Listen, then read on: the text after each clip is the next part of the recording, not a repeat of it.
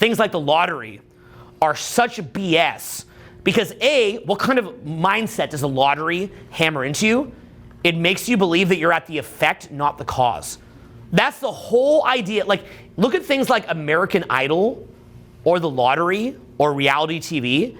It's coming from this completely at the effect mindset of being a victim of circumstance. You're at the effect, you're not the cause. Everything as far as like what you'd almost call low vibration energy or satanic energy is centered around you being at the effect and being a victim and not being in control of situations. Now, by the way, conversely, needing to control things too much is also very dark as well, okay? There's a natural flow to life that you want to connect to. So it's like when you're too much in victim, I have no control, or you're needing to control things too much, that's when you're going into a dark place because you're not connected to your natural flow. It's very, very dark and very, very messed up. But if you look at the average person on the street, what they're generally talking about is going to be a combination of crap talking their friends. They literally crap talk people who aren't present, which, by the way, completely messes you up because what happens when you crap talk people that aren't present? The other person assumes you're going to do that about them. So already you're breaking trust. So literally all that you're doing in that conversation is burning down time, burning down energy, burning down focus, burning down opportunity cost, all to make the person who you're talking to not trust you and think you're going to do the same thing to them. And bonding with them. Then what people do is they bond over being a victim, okay, victimology. It doesn't mean they weren't victimized. It could be very true what they're bonding over, but they focus on it as a way to burn down opportunity cost. And then they eat food. Now, by the way, this is something that different nutritionists will talk about. When you eat bad food, is the damage just the bad food that you ate? No. What other damage occurs when you eat bad food? It's that you missed out on a good meal you could have eaten, right? It's not just the bad meal that you ate. It's what you could have been eating with that time. So it's also the opportunity cost there. So everything in life, you want to think of it within the framework of one great question. It's called what else? Say that word, what else? What else? Okay, say that again. What else? Say it again. What else? So somebody who's sitting there being a victim, what else could they be doing? Making millions of dollars, having an awesome social life, traveling the world, doing cool things. Now, when they hear that, they're like, no, I can't because of this person or whatever. And they're going to sit there and they believe it. Like they believe it. It's to the point where they believe it so strongly that if you tell them, no, you're burning your opportunity costs on this, they will sit there with the pitchfork, crucify, crucify, crucify, crucify, because they are literally living in hell and they want to stay living in hell. And so if you show them a way or a path to get out of hell, they don't like it. And they will come up with every reason in the world why you are giving them some path of false hope, when in reality, if you did a simple audit of how they're using their time, they are burning down 80-90% of their time crap talking, like triangulating on other people that aren't present, talking about things about being a victim, talking about how they're not in control. I began to realize this because when you teach personal growth, there's literally people that will come onto your videos that are like, no, you can't do it, you can't do it. And in your mind, and you kind of look at this in your mind, you're like, it's actually okay that you believe that you can't do something. I don't have a problem with that. I actually like things like pessimism. I like things like cynicism. I think, frankly, in 2020, wink, wink, I think that we could use a little bit more of a healthy dose of pessimism and cynicism. If you catch my drift, it's called critical thinking. So I have no problem with somebody who has critical thinking and is just like, look, I just happen to have a different opinion about this. I just don't see how you could do this. But you don't see them doing that. Like, you don't see them saying like, well, if what you're saying can't work, then let me find some other path to the life that I want. They just sit there all day being total victims and just looping on this, and like a drug addict, finding other people who can co-enable them. And it's like a crack house. Okay, it literally is just like a freaking crack house where people are sitting there in the same way that people just sit there smoking crack. When they're co-enabling each other, what is it that they're doing? They're connecting to other crackheads who they can sit there smoking crack with to co-enable each other. Well, what is the idea of crack cocaine or meth? It's really not that different than gossip or crap talk or victimology or any of that stuff. It is, okay, things like crack cocaine are specifically designed to burn down opportunity costs. They give you nothing, they take everything, or what they give you is on the front end, they give you this fake high that's based on nothing. You didn't win, you didn't do anything positive, there's nothing to be happy about. You're just burn a Swiss cheese hole in your brain, but yet it gives you a happy feeling, and then but it's not just the Swiss cheese hole in your brain that is creating, it's the opportunity cost. It's what else you could have been doing with that time. So a big thing that I want to get you thinking about is, I'm going to give you a thought experiment. It's a very, very weird thought experiment, okay? And it doesn't mean it's real. It's just a thought experiment. What if you actually came from this perfect universe? It was beautiful. It was perfect. Total, utter satisfaction, complete, deep fulfillment, total expansion, totally awesome, and you came from there. And like a bratty teenager, you have a temper tantrum. You're like, I hate you, mom and dad. I'm leaving. I'm running away. And it's so beautiful, this place that you come from, but you're deciding to have a temper tantrum, and so it's like you hide from this beauty. You hide away from it. And so you go to this distant planet with a bunch of other temper tantrum crackheads, and you sit there, and you're like, oh, you see the light calling you back. Like the light is calling you back, and it's so beautiful that you want to be called back to it. But because you're a crackhead, you're having a temper tantrum, you're like, don't look at the light, don't look at the light, don't look at the light, don't look at the light. Don't let things be awesome, don't let things be awesome, don't let things be awesome, don't let things be awesome. So, this guy did this, Yeah, he's stupid. Yeah, we hate him. Yeah, they're bad. Yeah, you know what? We're victims. Yeah, here, let's go do drugs. Here, let's go eat a bunch of crap. Here, let's look at stupid pop culture. It's not even good. Some pop culture is good. I think that could be fine. But let's look at the dumb stuff. It doesn't even help. Like a little small dose of looking at something cute of pop culture could actually be good. Some of it's good. It's like artistic. But done in a way where the people are just staring at it as a way to ignore their own potential. And so you're sitting there, and it's like anything to avoid the beauty calling you back home. And so you find other crackheads to do this with. And so you're sitting there in this addiction cycle, and you look at someone who's a real crackhead, and you're like, well, hey, at least I'm not doing that. At least I'm not smoking crack. You know what? At least the crackhead is more honest than you are. At least the crackhead's like, yo, I'm a degenerate rockhead. Like I'm out giving, doing whatever in the park for like an old man to get my rock. Like at least there's some honesty there. Like, yo, I'm a degenerate. But when you're kind of in the middle, it's like you don't really know just the raw mediocrity that it is that you're living. In reality, and here's why I say this is going to bring the analogy home. In reality, you already know what you're supposed to be doing largely. You already know. For example, say with things like meeting new people, or creating attraction with people, or dating. Like, you see somebody, and rather than sitting there being nervous and making excuses, you could just be yourself and go initiate a conversation and go engage. But instead, you think of a million things not to do it. The extreme version of that's the victimology. Like, it could never happen. That's the extreme version of it. But even when you don't do it, it's the same thing. Most of you in here realize how to make money. And if you're not doing it now, then you realize you should probably get in some kind of mastermind group or mentorship to help you figure out what you should be doing. Or you should be reading more books. But instead of, be honest. The exact book that you know would change your life, you won't read it. The exact thing.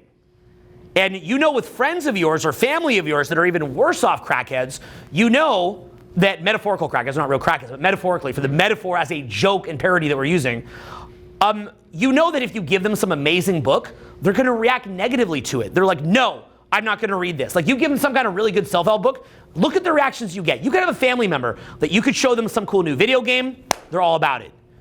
You tell them you want to go smoke a spliff, they're all about it. You tell them you want to go watch the game, they're all about it. But you show them some badass book that's actually really cool and it would help them, they're like, why would I need this? I don't need this. Whatever. Why are you looking at this? This is stupid. Like they have this visceral negative reaction. A visceral negative reaction. You show them a video that could truly help them, they get angry. The reason why is because they know exactly what they need to be doing. And it's too painful, and they can't resonate with it, and it just destroys them. This is really the core of what personal growth is, what I'm saying in a nutshell right here, this thought experiment. And the reason why is because what personal growth is meant to do is it's meant to kind of pull you out of your life and get some altitude. You pull out of your life, up and up and up and up, and then you look down at your life from a position of altitude, and you're not so in it, right? You're not like, oh, I'm in it, but you pull back, right? When you're doing things like mentoring or coaching programs or things like that, you pull out of it. You go to an event, pull out of it, and you look down at your life, and a really great event will force you to look at your life, force you to write things down, force you to get specific about it, not just vague in your mind and ephemeral in the mind, but it makes you get specific about it. You pull back and you look at it, and you start to ask yourself questions. Where am I going? What is this doing? And it's a little bit bad because a lot of times people come to events and maybe they wind up breaking up with a significant other, or maybe they wind up cutting off certain friendships, or they wind up cutting off business partnerships. Why? Because they realized that those were people that were co-enablers. They were fellow crackheads who you're using as a way to just enable yourself to sit there just on this ongoing basis, burning down opportunity costs, not asking yourself the what else.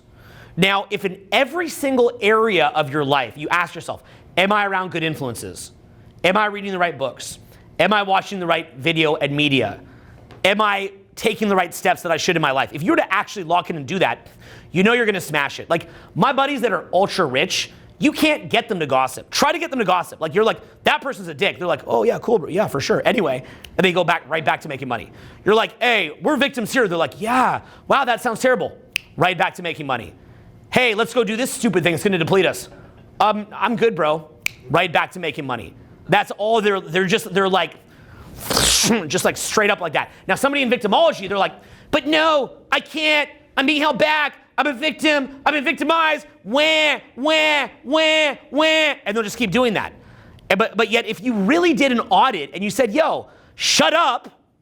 Let's do an audit where you're putting your mental capital, focus capital, emotional capital, your time capital, and you looked at it, you did like, you know on your phone, you have those apps that will show you, it's called, I think, screen time. It'll show you what you're really looking at. You're like, wow, I really did look at this social media app for 5 hours. 5 hours. What do we know about people even before social media? The average television consumption time for most people in America was like 6 hours a day. They go to work for somebody else, and then they watch 6 hours of television, wait for the weekend, and then get blasted off their face with drugs and alcohol. Get crunk, right? Party time, cool. And that there is honestly where most people are stuck. It is like a crackhead co-enabling themselves with other crackheads. And they've never even paused to even look at what an awesome life would look like, what it would mean to them, or design it to know what they're even shooting for. They only know what they don't want. I'm bored, so I want to look at TikTok. I'm feeling uncomfortable, so I want to get drunk. I hate work, so I want to kind of get out of work because I hate my job. Oh, I'm nervous, so I'm not going to go approach that person and meet them because I feel nervous and I don't want that. They've never really stopped and looked at what it is that they do want, and then thought about how to self-indoctrinate. So just say that word, self-indoctrinate. Self-indoctrinate. Okay? So to be great in life, you have to be good at not just selling others, which I think is very powerful, but you want to be equally good at selling yourself on what it is that you want to do. My friends that are rich, that you try to gossip, and they're just like, yeah, cool. Yeah, that's cool, bro. Like notice they're not like, hey, you shouldn't gossip, because that's like you're a crackhead. Like they're not going to even do that, because that's burning their time. That's burning opportunities. They don't care. Okay, a really successful person, if you start wasting their time, they're not gonna have a talk with you about why you're wasting their time. They're gonna silently just move away from you, not even conscious of why they're doing it. They're not like, wait, that's a crackhead.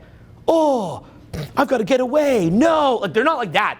They're just like, yeah. They just go over, like that's it. They don't even know they're doing it, it's instinctive. They're like, and you could even be like, what do you think of that person? They're like, oh, they're cool.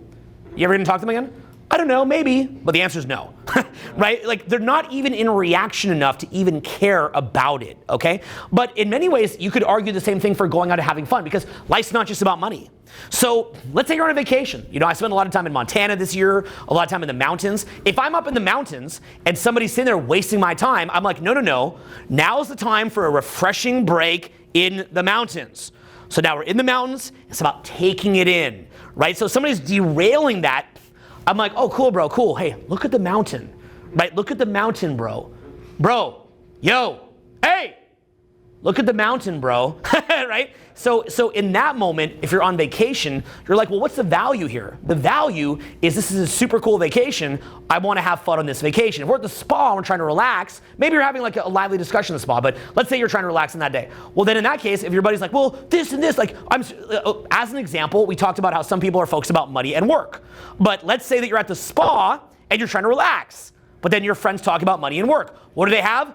Low boundaries or loose boundaries. Say that word loose boundaries to me. Loose boundaries. Or say the word ill-defined boundaries. Yeah, it's like, yo, if we're at the spa, well then why are we talking about this?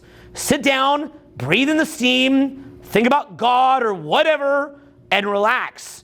So that's the main focus there. But you'll see that people will try to derail it because they have ill-defined boundaries. And so as a result, the main value that you're meant to get at the spa is to relax and to recharge. Now I'm laughing right now because my buddy here, we were at the spa and we talked the whole time about business stuff. But that was like that was like our first time getting to hang out, and we just happened to do the spa. So I'm just like laughing at how I'm kind of like lying here. But anyway, so.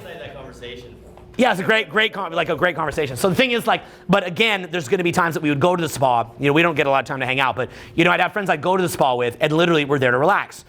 Same thing with when you're out the club. Like, you're not there to have approach anxiety.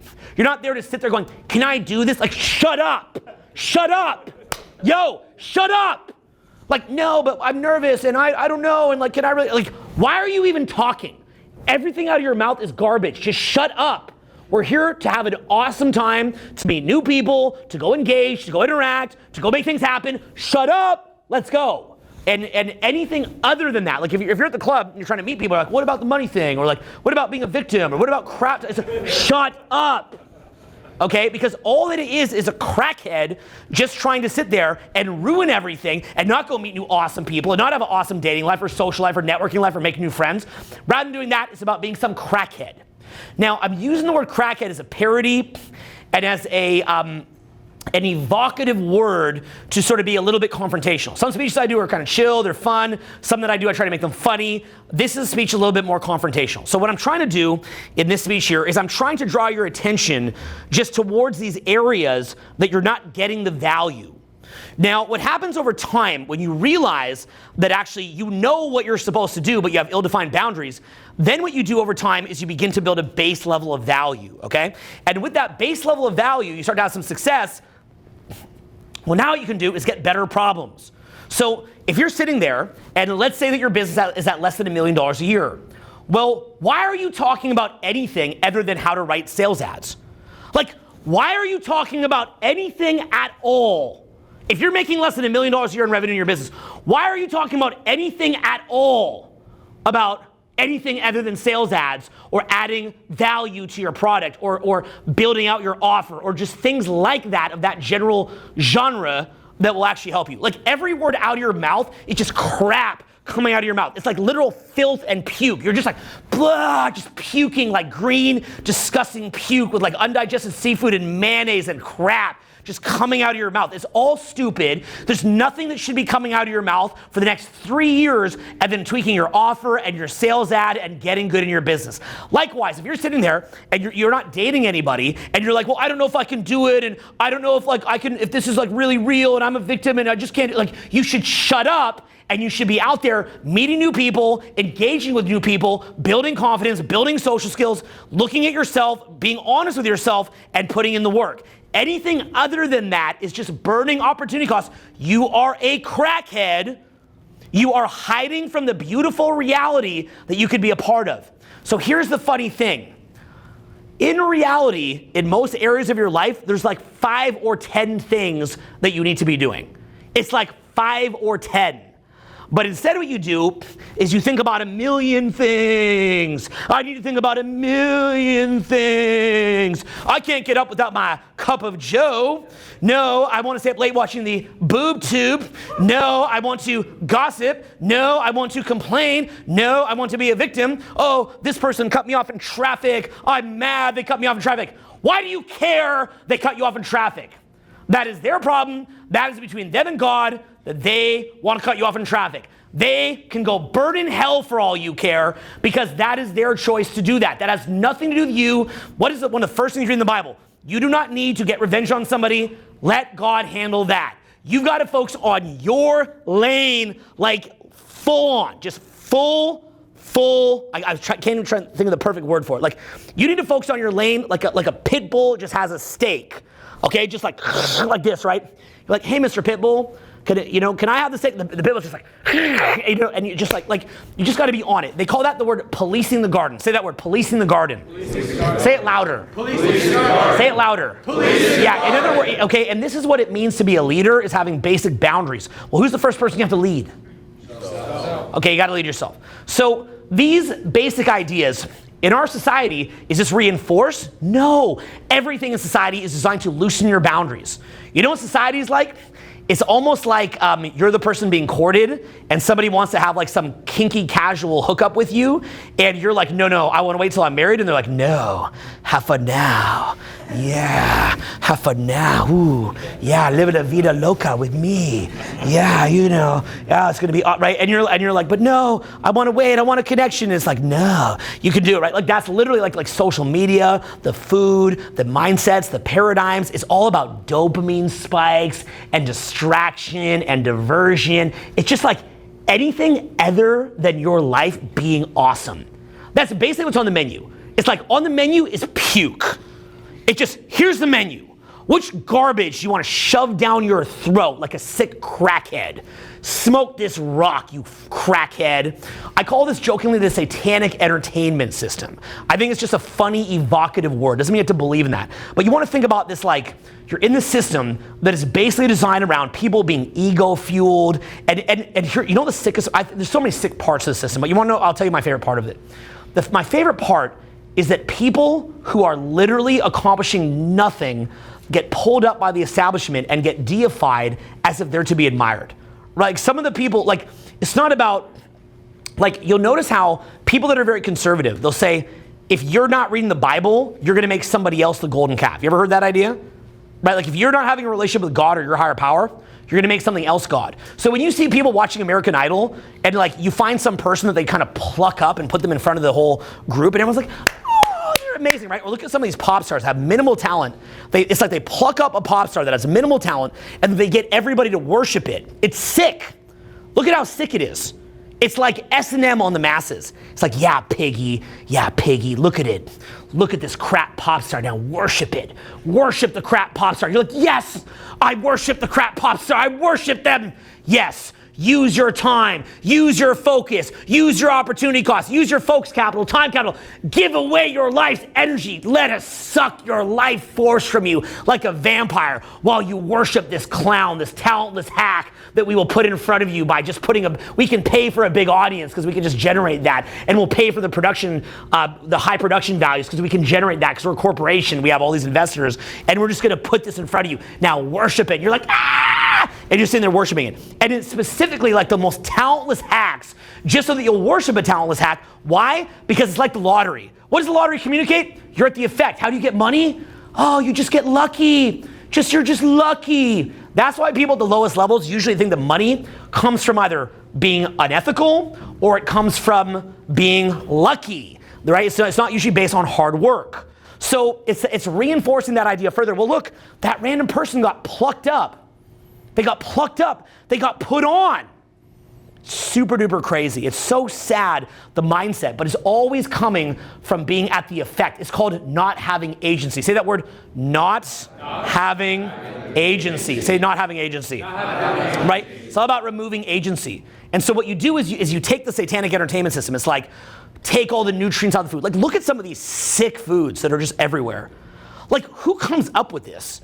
Like, who literally says, like, you know what we'll do? Yeah, let's like take a hamburger and then get all the real meat out of it and then take all the nutrients out of it and then put like this sick, like just make it so cheap and disgusting and then load it with high fructose corn syrup and then we'll put a clown on it and then just tell people to eat it. Yeah, eat your clown food, piggy. Eat your clown food, piggy. Listen to our garbage music that we put everywhere on the radio and then sit there and have horrible sleep schedules and wake up and pump yourself with caffeine because you can't even wake up properly because your body has no nutrition or real sleep until you get cancer and die. And then when you get cancer and die, you'll go through our medical system, we'll bilk you at the last couple $100,000, bury you, and then say that you had no control over that either.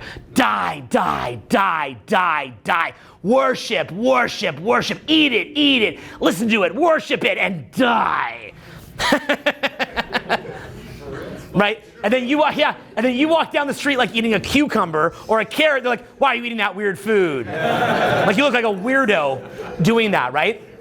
You look like a weirdo. It's a sick system. And so if you agree with things in the mainstream, I don't think everything in the mainstream is wrong, but if you agree with the general opinion in the world, you need to look in the mirror and ask yourself, what is it that you're agreeing with? Like, what do you think this place is? When I said earlier as a thought experiment that it's a bunch of crackheads co-enabling each other to be in a living hell, you think that was a thought experiment? Where are you? What is this place? Wake up! Okay, wake up. That was one of the main themes in the Bible, was the idea of persecution of people that wake up. That's why persecution is one of the main themes. If you're not being persecuted, what does that tell you? It means you're part of the system. So you might want to look at that. So what I'm trying to get through to you is that generally in life, there's like 5 or 10 things that you know are the right path. You know what it is, but you sit there just distracting yourself and distracting yourself and distracting yourself, ruining it. And so when you begin to resonate with that beautiful light and with wanting to go home, the 5 things out of the thousands, you begin to resonate with that. You're like, things get put to you, you're like, I'm good, I'm okay. I like this. I just want to be like super rich, amazing dating life, healthy, happy, go do awesome stuff. I'm cool, I'm good. But keep smoking the rock. Do your thing, I love you, peace. Right, it's just like that. And the reason that I find that whenever I talk about this, it always resonates at some level, right? I mean, I like to be I'm very theatrical with what I do. Like, I have different styles of speaking, so this is like my confrontational style of speaking. I'm trying to be confrontational with you. And the reason I'm trying to confront you with this is because you're not going to be confronted with this, okay? So much of the system is moving towards have self-love even while in the satanic entertainment system. Are you failing? Are you having no policing of the garden? Do you have no boundaries? Are you messing up? No. It's about self-love. Yeah. Don't criticize anyone messing up, even though that's the most loving thing that you could do. It's like if you have a drug addict and you're like, yeah, do you like crack? That's okay. Smoke it.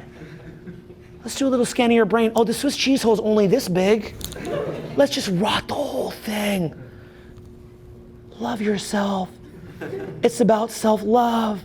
And it's a whole ideology about loving yourself while you're resonating with just trash.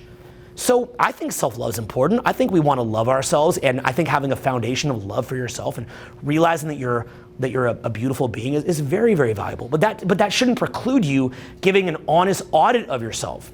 So what I'd say is audit your life. Audit how you're using your time. Audit your influences. Audit your decisions. View your focus as the most precious resource you have. Time capital as the most precious resource you have. The people who you let around you as access to you should be viewed as very, very lucky to get access to you. Not everybody should just get access to you. Do things like charity. Spend a part of your month helping the less fortunate. People that are, metaphorically smoking the rock or really smoking the rock. Help them. And don't judge them. You're not there to judge them, help them. But remember that if you're using 10% of your time to help people or 10% of your money to help people, when you're on a better path, that 10% has a lot more value than when you're a crackhead too. So help the most amount of people you can. Add the most value that you can. Don't be selfish, but become the best version of yourself so that when you are helping other people, you can add more. Something that I want to kind of leave you with here. And it's this idea of truly being honest with yourself, pulling back out of this world that you find yourself in like a fishbowl, really, really looking at yourself and really examining yourself at a very, very deep level and saying, where is most of my time capital, focus capital, emotional capital, where's it going, and what else could I do with my time? Okay, so that is a basic foundation of awareness training, and it is people, generally speaking, people who teach this kind of content are people who have forced themselves, maybe through a lot of turmoil, to get out of that and to go to a higher paradigm, and then to bring that back to you and share that to you and get you to see that. So, we're trying to use the different kind of ways of communicating here to get you to see this and to be a little bit confrontational with you and to get you to have that awakening, okay? And life can get really, really, really awesome. It really can. Don't let anybody tell you otherwise. Don't let anybody demoralize you. There's so much demoralization going on right now. People who demoralize you are not your friends. They hate you. They are like being dragged into their own hell, and it's like their skeleton hand is coming up from Hades, from the little cave into Hades, and trying to grab your ankle and pull you down with them. And what you've got to do is say, I love you, and I said you love, but I'm gonna put my focus here, and I'm gonna start getting around better people. And what happens is that instead of being around other fellow crackheads and other co-enablers, you start getting around better people. And again, that's the idea of these kind of trainings, is to get around mastermind groups and people that are thinking in the same ways and people that are on their come up, because it's hard to find friends like that, and still loving your friends. Doesn't mean you have to ditch them, but you've got to love them, but still put your focus on the people that are moving up and get around better influences. So that's kind of what I want to leave you with here today. I'm going to be doing a couple bonus sessions with some of you guys who I talked to. So I'm going to be meeting up with some of you guys after, but that was the message that I wanted to leave you with here today. We've been here, it's, what time is it right now? It's like 2 in the morning or 1 in the morning or something, I'm guessing. What is it? 1 in the morning. So we've been going since 7 p.m. A lot of people are in bed, a lot of people have gone to bed, and you've got the last of Mohicans in here and people that want to go all the way. So I want to thank you all for being the last people in this room, and my voice is going to kind of crank out now, so it's kind of got to give my voice a little break. I want to thank you guys for being here. Thank you guys very much. Thank you. Just trying to get up in your face and trying to get you to wake up.